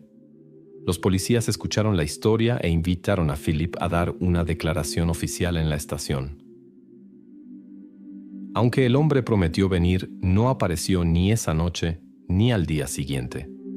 Esto hizo sospechar a los investigadores. Otros intentos de contactarlo fueron infructuosos. El teléfono no respondía. Esto aumentó las sospechas, y los investigadores decidieron verificar al propietario del número. Se descubrió algo inesperado. Philip Partin no era un simple conductor ocasional, sino un hombre con un pasado criminal. Había cometido delitos graves y estaba en la lista de sospechosos en el caso de una chica desaparecida hace algunos años, cuando tenía 37 años. Además, se le relacionaba con un incidente misterioso en el que el profesor de matemáticas, Gary Thorne, fue encontrado en circunstancias sospechosas en su propia casa. Todas las evidencias apuntaban a Philip. Intentó huir, pero fue encontrado en 1989. Durante el registro, se encontraron objetos en poder del sospechoso que habían desaparecido de la casa del profesor de matemáticas. Este hallazgo se convirtió en una evidencia importante de su participación en el incidente. Aunque Philip no admitió su culpa, el tribunal lo condenó a 17 años de prisión. Después de la condena, sus defensores continuaron luchando por una reapertura del caso. Señalaron numerosos errores procesales por parte del juez. Finalmente lograron obtener un nuevo juicio, por el cual la pena se redujo a 6 años. Philip fue liberado y encontró trabajo como ayudante en una obra de construcción. Allí conoció a la supervisora Martha, que criaba sola a una hija. Más tarde tuvieron una hija en común, Patricia. Con el tiempo, su relación se deterioró por razones desconocidas. Después de la separación comenzó una batalla por Patricia. Sorprendentemente, Philip logró obtener la custodia completa, a pesar de su pasado y su comportamiento inquietante. Hasta 2002 siguieron viviendo juntos. Ahora resultó que este hombre con el pasado difícil fue el último en tener contacto con la desaparecida Joshin. Los investigadores entendieron que posiblemente habían pasado por alto una pista importante en este caso. Intentaron contactar a Philip por teléfono, pero sin éxito. Entonces decidieron verificar el supermercado que había mencionado. Los investigadores solicitaron las grabaciones de vigilancia y las examinaron cuidadosamente. La grabación confirmó su declaración. A las 8:48 su auto apareció en el estacionamiento del centro comercial. Con él estaban Joshin y su hija. Compraron y se fueron. Más tarde, Joshin entregó una nota a la madre de su exnovio. Se cree que después ocurrió algo serio. Desafortunadamente, debido a las pocas cámaras en el área, no se pudo rastrear la ruta posterior del auto. Comenzó una búsqueda a gran escala de Philip, que se convirtió en una de las más discutidas en los Estados Unidos debido a la amplia cobertura mediática. Se recibieron cientos de pistas de personas. Verificar cada una tomó mucho tiempo. Entre los muchos reportes a la policía surgió una información realmente importante. Un conocido de Philip, que había vivido con él en los últimos meses, incluso después del incidente con Joshin, se acercó a la estación de policía. Especial preocupación causaba el hecho de que la hija de Philip no estaba en la casa durante este tiempo. Al momento de contactar con la policía, Philip ya había abandonado el apartamento y su amigo no conocía su nueva ubicación.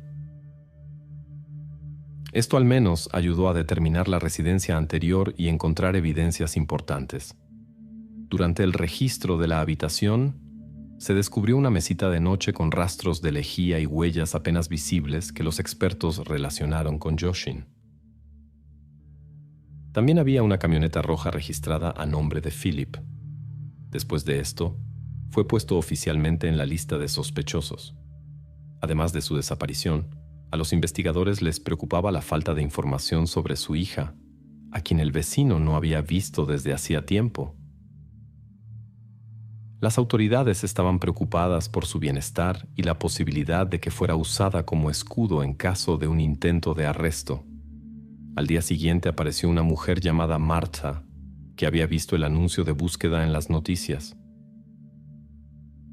Se presentó como la exesposa de Philip y reportó un encuentro reciente con él pocos días antes de la desaparición de Joshin. Según sus palabras, él se comportaba hostil como de costumbre, pero sorprendentemente después del incidente le trajo a su hija. Esto disipó las preocupaciones sobre el destino de la joven. Estaba bajo el cuidado de su madre. Además, los investigadores obtuvieron la oportunidad de hablar con una testigo importante que había visto a Joshin. En la conversación con la hija de Philip, se reveló que una noche durante un viaje con su padre se había quedado dormida y se despertó cuando una joven desconocida subió al auto. La desconocida se presentó como Joshin y compartió su historia con Philip. Habló de su decisión de dejar su casa y viajar haciendo autostop. Su destino era Los Ángeles, donde soñaba con presentar sus canciones y comenzar una carrera como cantante. Pronto pidió un teléfono. Después fueron a una tienda y se detuvieron frente a una casa. Más tarde el grupo fue al río, donde pasaron tiempo pescando y nadando. En algún momento la hija de Philip se quedó dormida y cuando despertó, Joshin ya no estaba en el auto. Pareció inusual que el padre no explicara la desaparición de la pasajera, sino que simplemente llevó a su hija con su madre. Esto parecía extraño, ya que normalmente evitaba los encuentros con su ex esposa y era reacio a dejar que su hija fuera incluso a visitas cortas. Estas circunstancias planteaban cada vez más preguntas.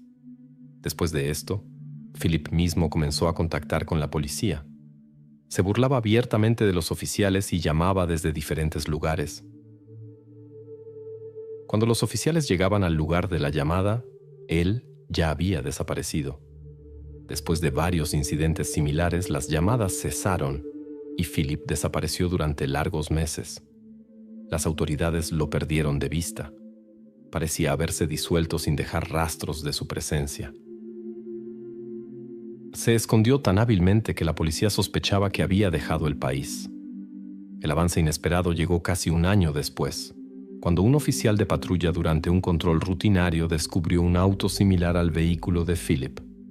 La pista finalmente apareció, aunque la camioneta ya estaba siendo utilizada por otra persona. Este conocido de Philip ayudó a encontrar su rastro. Resultó que todo el tiempo había estado viviendo con un vecino, sin registrar documentos, lo que le ayudó a permanecer inadvertido. Cuando la policía finalmente determinó su ubicación, procedieron con extrema precaución para no asustarlo. Las autoridades encontraron al sospechoso en Fayetteville, Carolina del Norte. Después de su arresto el 28 de octubre de 2013, Se le tomaron muestras de cabello para comparar con las evidencias en el caso Yoshin. El análisis mostró una coincidencia. Las huellas de los neumáticos de su camioneta también coincidían con las marcas en la escena del crimen. A pesar de las evidencias recolectadas, el detenido se negó a hablar con los investigadores y negó cualquier participación en los hechos. Según la versión presentada por la fiscalía en el tribunal, Yoshin, después de dejar su casa, subió al auto de un extraño. Él ganó su confianza porque viajaba con una joven acompañante. El hombre le prestó su teléfono, la ayudó con las compras y el envío de una carta para ganar su confianza. Más tarde, cuando su acompañante se quedó dormida, la situación cambió. Yoshin opuso resistencia, lo que llevó a consecuencias trágicas. Después la llevó a su apartamento. Posteriormente, el hombre llevó a la acompañante dormida con su madre. Regresó a casa, limpió y condujo a una zona boscosa remota en Florida. Los juicios fueron especialmente difíciles para Tara y Robert, los padres de Yoshin. Cada vez que la mujer miraba casualmente en su dirección, él respondía con guiños y sonrisas. El acusado no mostró remordimiento. Aunque Philip Bartin no admitió su culpa, las evidencias hablaban por sí mismas. El jurado emitió un veredicto de culpabilidad. El 1 de diciembre de 2008 fue sentenciado, con 9 votos contra 3, a la pena máxima que se impone en Florida. Siguieron años de apelaciones, durante los cuales el condenado estuvo recluido en una unidad especial. Finalmente, en el año 2024, la sentencia fue conmutada a cadena perpetua sin posibilidad de libertad condicional. En cada familia hay diferencias de opinión. Las relaciones entre diferentes generaciones no siempre son fluidas. Padres e hijos a menudo ven el mundo de manera diferente. La historia que se contará aquí muestra hasta dónde pueden llegar tales contradicciones. Cuando el maximalismo juvenil se encuentra con hábitos dañinos, las disputas familiares comunes pueden llevar a consecuencias irreversibles. En IBM trabajaba la talentosa ingeniera Joan Witt. Criaba sola a su hija adolescente, que atravesaba una fase difícil, mientras lograba construir una carrera exitosa. Desde temprana edad, Joan se distinguió por su fuerte carácter. A pesar de todas las dificultades, amaba a su hija sin límites y trataba de crearle las mejores condiciones posibles. Tyler Witt, que había cumplido 14 años, atravesaba el pico de la protesta juvenil, que más tarde llevaría a consecuencias irreversibles. Joan luchó durante años contra una enfermedad autoinmune, lupus. La enfermedad le impidió desarrollar una vida personal, pero su deseo de ser madre era tan fuerte que optó por la fertilización artificial. Sus parientes no aprobaban su elección y estaban preocupados por la genética del futuro bebé. El embarazo fue difícil, pero terminó bien. El 18 de noviembre de 1994 nació Tyler. Los problemas de comportamiento se manifestaron desde temprana edad. Era obstinada, tenía frecuentes cambios de humor y se negaba a ir al jardín de infantes. Joan, como madre soltera, no tenía elección. Tenía que trabajar. Un día, cuando Tyler tenía 5 años, durante otro berrinche con gritos y patadas, ocurrió un incidente desagradable. Más tarde, la maestra del jardín de infantes notó marcas y lo informó a las autoridades correspondientes. Poco después, los servicios de protección infantil visitaron su casa. Joan admitió honestamente su falta y se arrepintió sinceramente. Sin embargo, Tyler fue temporalmente llevada a una familia de acogida y luego puesta bajo el cuidado de sus abuelos. La madre estaba desesperada por este giro de los acontecimientos. La niña que tanto había esperado nunca antes había sido tratada así. Fue el único caso de pérdida de control. Impulsada por el amor maternal y el deseo de reunirse con su hija, Joan completó una capacitación especial para padres. Gracias a su perseverancia, Tyler regresó a casa después de 6 meses. Gradualmente su relación mejoró. La hija comenzó a mostrar comprensión y respeto, y la madre la rodeó de cuidado y atención. Las personas a su alrededor notaron la conexión especial entre madre e hija. Aunque Tyler todavía tenía arrebatos emocionales ocasionales, Joan continuaba trabajando diligentemente para proporcionar una vida digna a su hija. En el lujoso barrio de El Dorado Hills, un prestigioso suburbio de Sacramento, California, había una impresionante villa con 5 dormitorios y una piscina. Aquí vivían Joan y su hija Tyler. Tenían todo lo que necesitaban. La familia viajaba frecuentemente, especialmente a México y Jamaica. Sin embargo, el idilio no duró mucho. Durante la pubertad, el carácter de Tyler cambió drásticamente. Surgieron conflictos con su madre que derivaron en enfrentamientos físicos.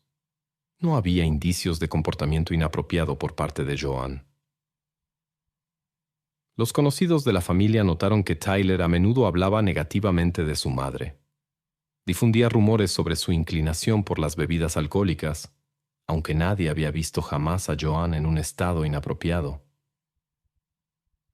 La realidad era diferente. Joan padecía lupus, que causaba enrojecimiento facial y fuertes dolores. Para aliviarlos, tomaba medicamentos y a veces se permitía una copa de vino tinto los fines de semana para relajarse. Precisamente en esos momentos la hija criticaba a su madre con especial dureza. A partir de los 12 años, el comportamiento de Tyler se volvió cada vez más problemático. Comenzó a abandonar la casa sin permiso. Su rendimiento escolar empeoró notablemente. Durante un conflicto familiar, la hija mostró un comportamiento agresivo hacia su madre y luego llamó a la policía para acusar a Joan de comportamiento inapropiado y consumo excesivo de alcohol. La investigación no reveló lesiones en la adolescente, mientras que en Joan eran visibles las marcas del enfrentamiento. La policía no encontró confirmación de las acusaciones de la hija. El caso fue cerrado. A finales de 2008, Stephen Colbert entró en la vida de Tyler, un joven que era mayor que ella. Se conocieron en El Dorado Hills y se acercaron rápidamente por su interés común en la cultura gótica. Stephen causaba una impresión agradable en su entorno. Estudiaba en la universidad con el sueño de convertirse en profesor de matemáticas. Los conocidos lo describían como inusual, pero no agresivo. Su amistad comenzó en la cafetería donde Stephen trabajaba. La relación amistosa rápidamente se convirtió en romántica. Tyler comenzó inmediatamente a compartir con él sus quejas sobre su madre y repitió las acusaciones sobre comportamiento inapropiado y adicción al alcohol. En ese momento, Stephen vivía con su padre, pero ella buscaba más cercanía. Le pidió insistentemente a su madre que preparara una habitación para el joven. Joan encontró a Stephen como un interlocutor agradable después de conocerlo. Sin embargo, le preocupaba la diferencia de edad de 5 años y no quería tener un hombre extraño en casa. Los parientes también estaban en contra de esta idea, pero Tyler convenció a su madre de que Stephen tenía otra orientación y que su relación era puramente platónica. Joan cedió a la persuasión de su hija y accedió a alquilar la habitación. El joven pagaba $500 mensuales, lo que ayudaba al presupuesto familiar. El horario de Stephen estaba claramente estructurado. Dedicaba la primera parte del día al estudio y al trabajo. Luego se ocupaba de las tareas domésticas, ayudaba con las labores del hogar y daba clases particulares de matemáticas a Tyler. Pasaban las noches en familia cenando, discutiendo sobre el día pasado y planificando el futuro. La madre notó cambios positivos en el comportamiento de su hija y apreciaba la ayuda del inquilino.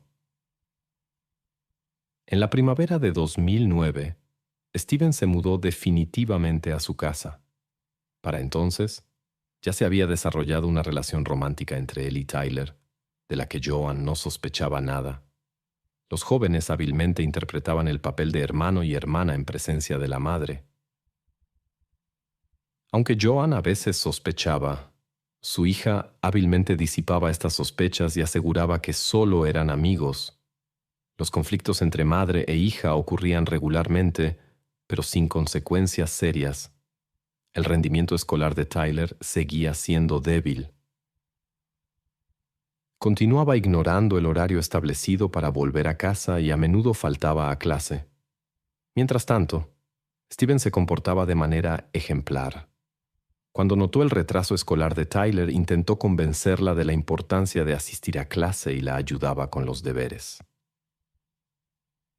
A pesar de sus esfuerzos por mejorar los conocimientos matemáticos de Tyler, la relación con el chico mayor obviamente afectaba su estado psicológico.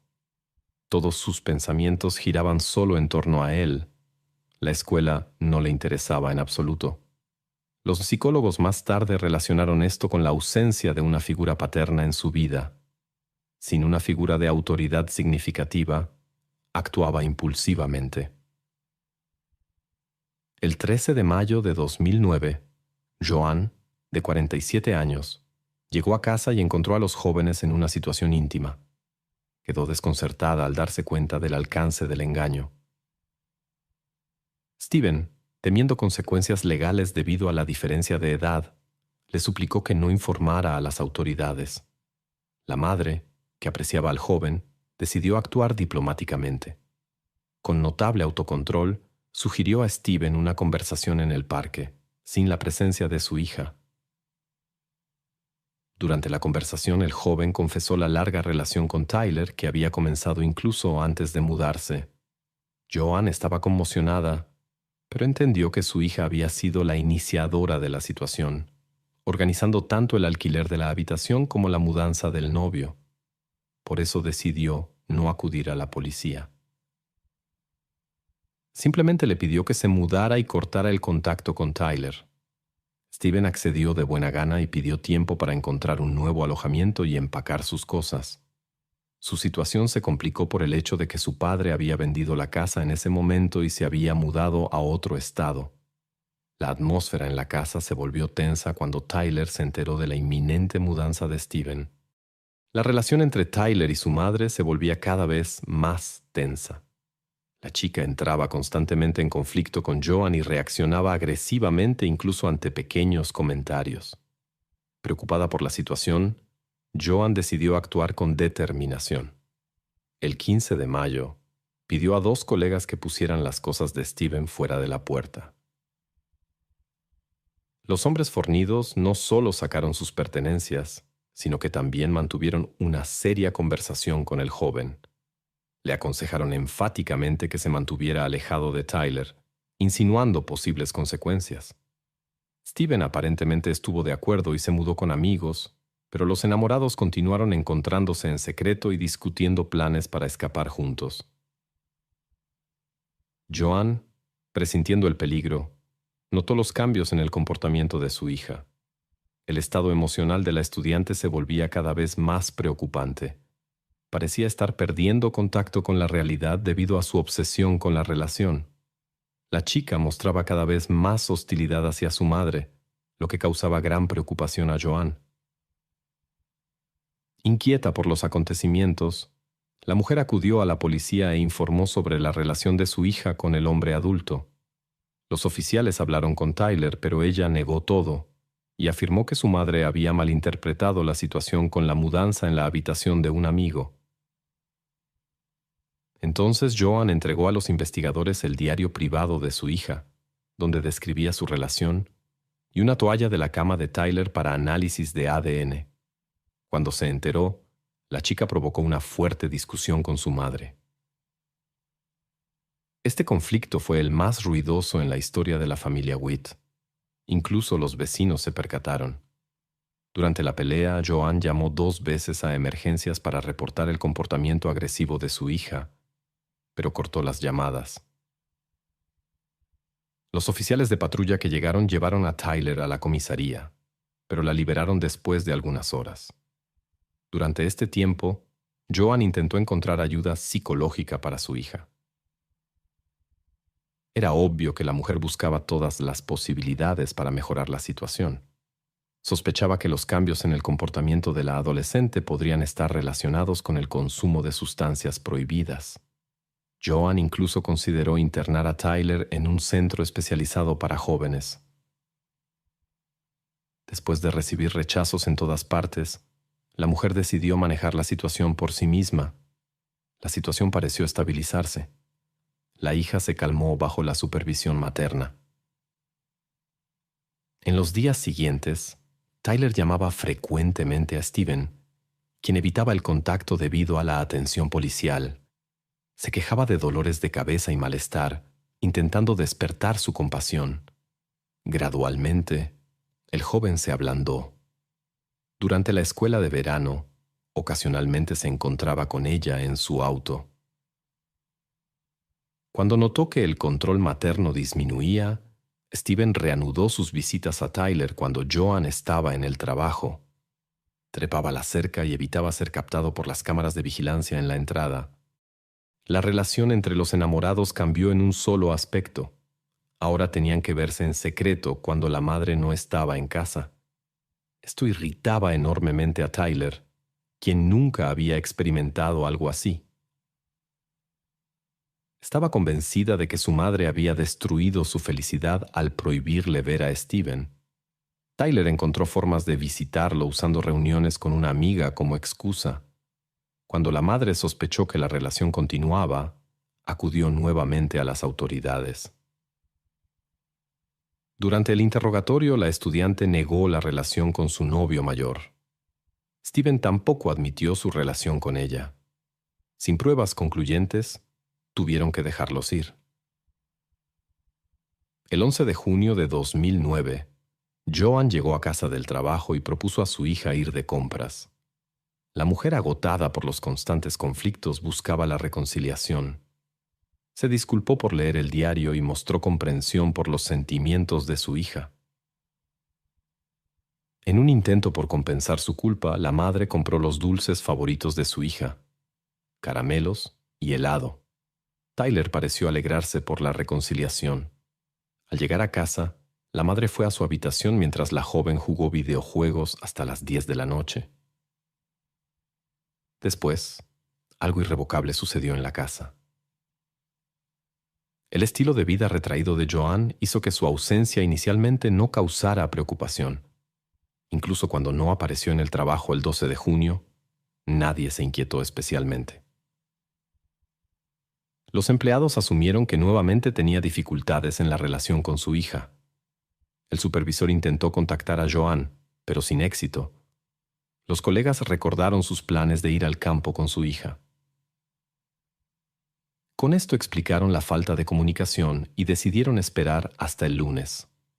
Solo cuando no llegó al trabajo el 15 de junio, uno de los hombres que anteriormente la había ayudado a desalojar a un inquilino indeseado se preocupó y comenzó a llamarla. Al no recibir respuesta, acudió a la policía por la noche pidiendo que la revisaran. La patrulla que llegó por la noche no pudo entrar a la casa. Nadie respondió. No encontraron motivos para una entrada forzosa. Desde fuera todo parecía tranquilo, sin signos de allanamiento. Los policías decidieron contactar a los familiares.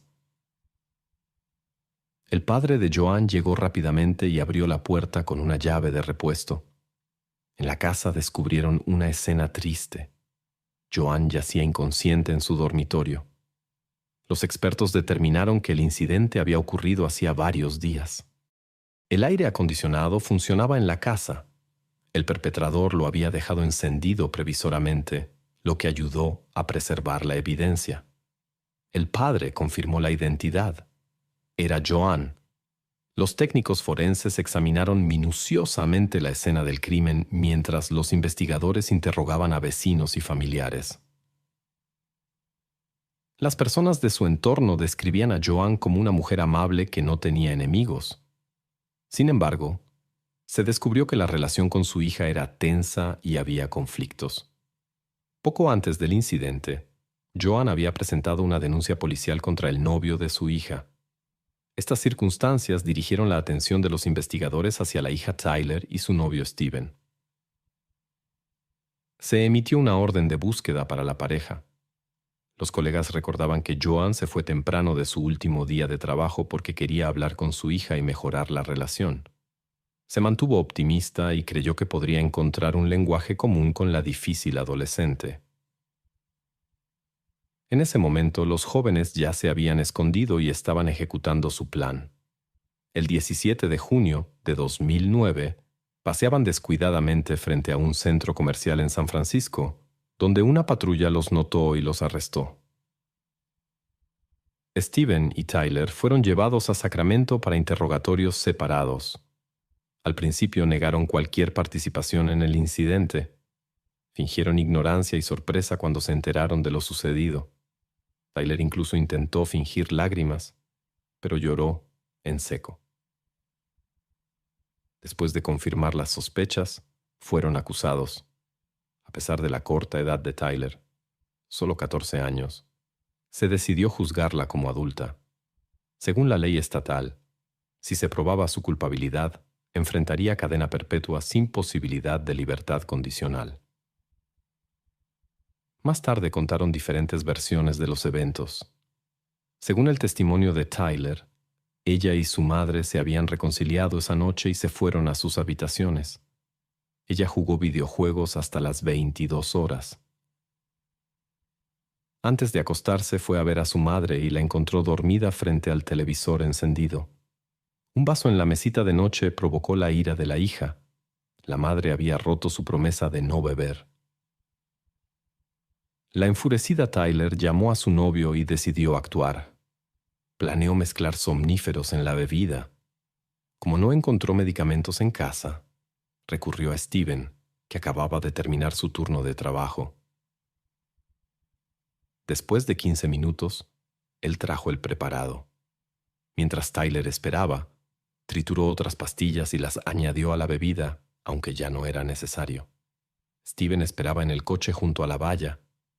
Cuando habló por teléfono con Tyler, se enteró de que la madre se había despertado. La joven le pidió que esperara 20 minutos, pero pasaron 40.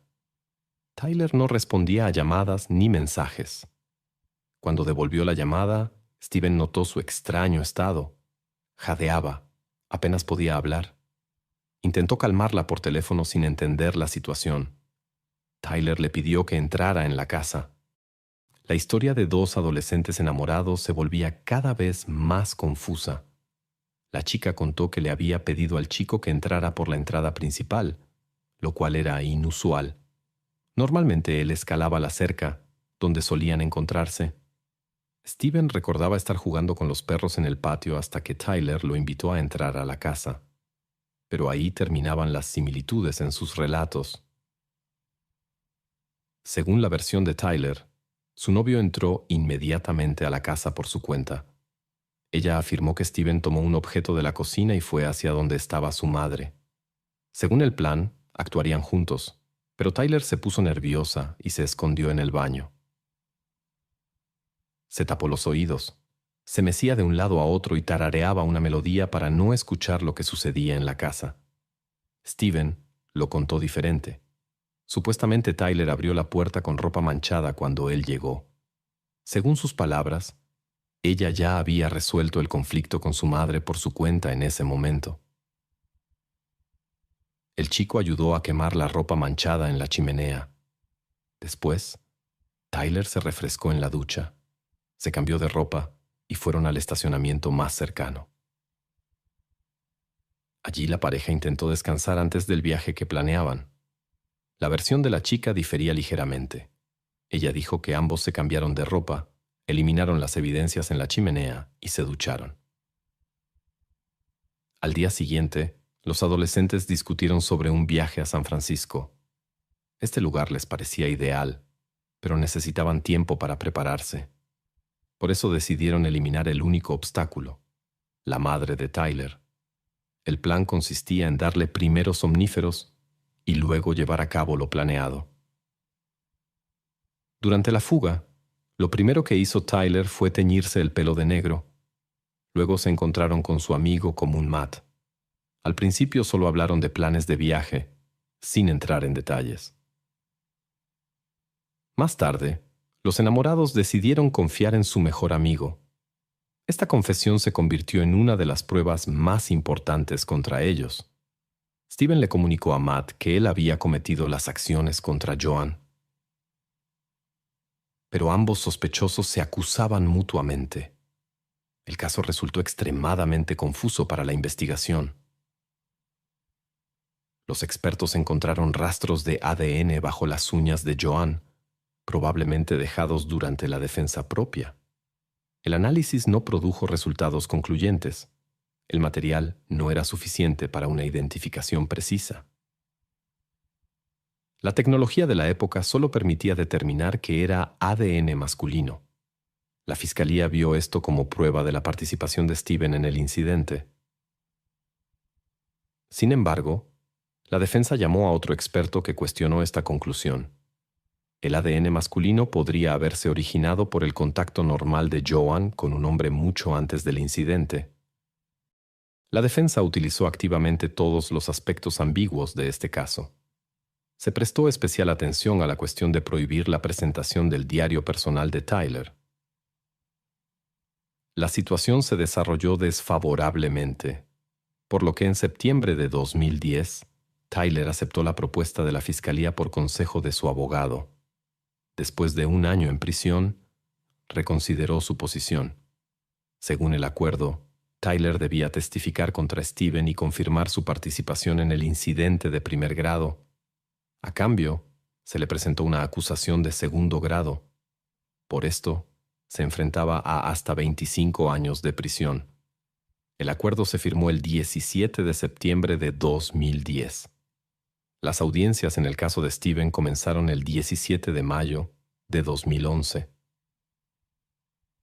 Los abogados de Steven afirmaron que su cliente nunca mostró agresión hacia la madre de su amada. Al principio, existía una relación cordial entre ellos. La mujer lo trataba como a un hijo y lo veía como un amigo de su hija. La situación cambió después de que ella se enterara de la relación romántica de los jóvenes. La defensa insistió en que la principal iniciadora fue la joven, quien invitó al joven a vivir con ella. Convenció a su madre. Se comportó de manera provocativa y no ocultó su cercanía con su novio, lo que llevó a desacuerdos. Steven, por otro lado, según sus palabras, siempre evitó los conflictos. Los abogados presentaron a Steven como un estudiante prometedor y futuro profesor de matemáticas. Trabajaba arduamente y estudiaba en la universidad hasta que conoció a la persistente Tyler, quien, según su versión, lo involucró en una historia desagradable. Durante la audiencia, Steven explicó que Tyler se había presentado como mayor de edad en su primer encuentro. La joven realmente parecía mayor, y al principio él la consideró de su misma edad. Cuando se enteró de que tenía 14 años, Steven ya estaba emocionalmente involucrado y no pudo terminar la relación. Afirmó que Tyler constantemente engañaba a todos a su alrededor, incluyéndolo a él y a su madre. Lo más importante, el acusado negó su participación en el incidente. Según sus palabras, al entrar en la casa vio a Tyler con ropa manchada y Joan ya estaba inconsciente. La joven confesó el acto y pidió ayuda para empacar antes de partir. Ella le entregó un utensilio de cocina para limpiarlo, por lo que sus huellas dactilares quedaron en él. El acusado insistió en que no se acercó a la mujer. Lo único en lo que admitió su culpa fue en no detener a su novia durante la planificación, ayudarla a escapar y no informar a las autoridades. El defensor enfatizó que Tyler, como hábil manipuladora e inventora mimada, pudo involucrarlo en su plan. Esto fue confirmado por su comportamiento hacia su madre y su entorno. Y el joven, impulsado por el deseo de proteger a su amada, asumió la responsabilidad ante los amigos sin reconocer la gravedad de la situación. Al analizar los archivos del caso, la defensa prestó especial atención a los diarios de Tyler. En ellos, la joven expresó repetidamente su actitud extremadamente negativa hacia Joan. Estos registros indicaban un carácter premeditado de las acciones. El padre de Joan contó que su hija cuidaba extraordinariamente de Tyler y se esforzaba por proporcionarle una vida mejor. Pero en lugar de gratitud, Tyler mostraba cada año más descaro y desobediencia. Muchos conocidos confirmaron las palabras del padre de Joan y también testificaron sobre el difícil carácter de Tyler. Un amigo de la familia una vez fue testigo de cómo ella se volvió físicamente agresiva y violenta con su madre. Joan no reaccionó. Todas estas situaciones hirieron profundamente a la mujer. A menudo se retiraba para llorar, a veces se calmaba con bebidas alcohólicas. Sin embargo, los familiares enfatizaron que Joan no bebía en exceso y siempre se mantenía moderada. Después de acordar cooperar con los investigadores, Tyler testificó contra su novio. Según sus palabras, ella y Steven entraron en la habitación de la madre con utensilios de cocina en las manos. Sin embargo, supuestamente Tyler se asustó en el último momento y desapareció para no escuchar lo que sucedía. Con esto, la joven transfirió la responsabilidad principal a su novio. Los defensores de Steven interpretaron las declaraciones de Tyler como un intento de obtener indulgencia en lugar de establecer la verdad. Según el acuerdo con los investigadores, ella debía indicar la ubicación del objeto del crimen. Matt fue el último en verlo cuando la pareja compartió con él los detalles del incidente. Esto fue antes de su partida a San Francisco.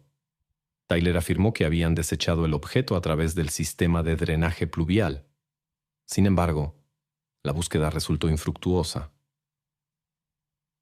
El objeto del crimen podría haber sido arrastrado por la corriente de agua, o las declaraciones eran falsas.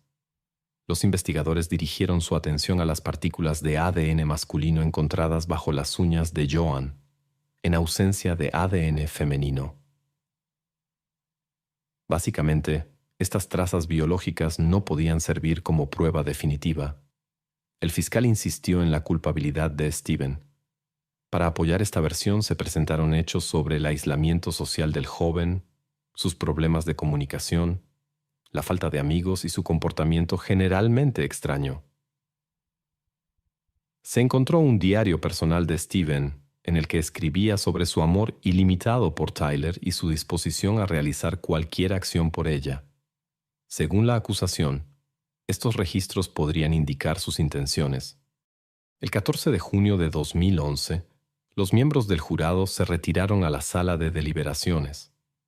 La discusión duró varias horas. Después de la sesión se le anunció el veredicto a Steven, culpable en primer grado.